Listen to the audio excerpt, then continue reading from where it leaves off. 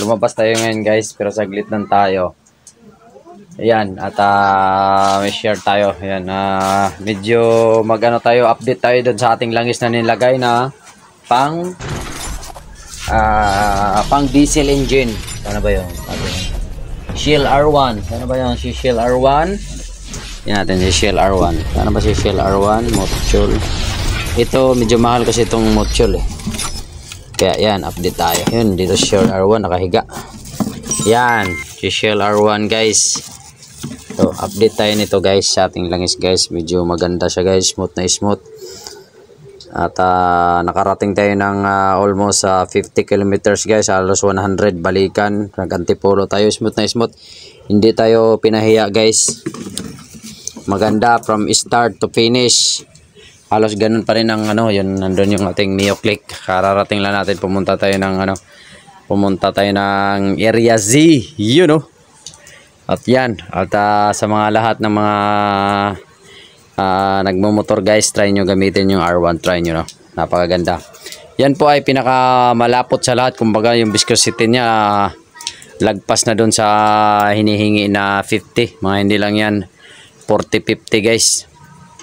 20-50. Hindi lang yan ganun kakapal yung ating viscosity. Medyo lagpas na yan siya doon.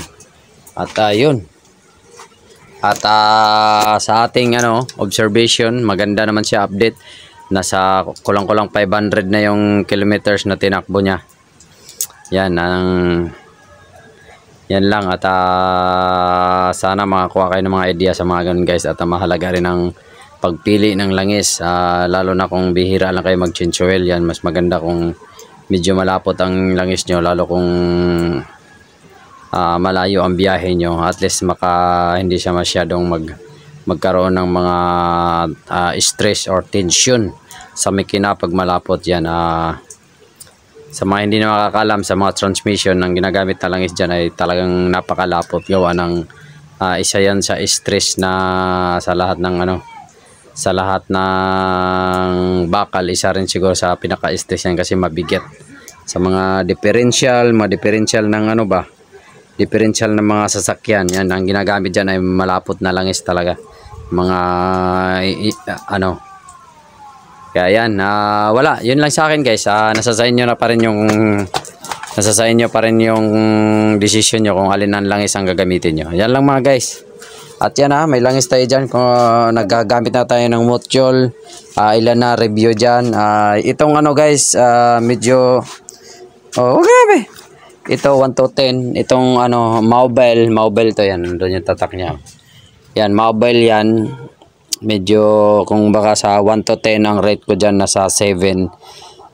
Good siya, pero hindi siya pwede pang daily use. Ito namang Motul, okay rin to guys. Medyo mataas lang talaga siya. Medyo may kamahalan lang talaga siya. Tsaka tingnan nyo naman yung grado niya. Kung grado ang babasihan natin, medyo manipis talaga siya. Kaya naghanap tayo ng langis. At hindi naman ganun kasilan yung motor natin. At legendary yung motor natin. Yun.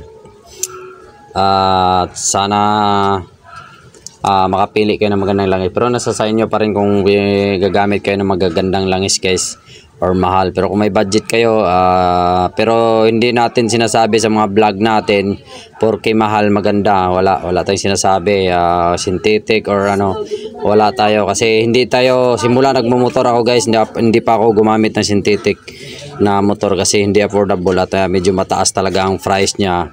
Hindi talaga siya pwede sa mga budget na tao or nagbabudget, hindi siya pwede sa mga ganun. Kaya yung binibili natin mga lowest 300 lang. Hindi pa tayo nakabili ng langis na 300 or yung pinaka mataas lang nating nabili na langis ay taga 200 plus. Yun, dati Petron nasubukan ko kaso masyadong manipis ang Petron, hindi siya advisable sa mga long drive.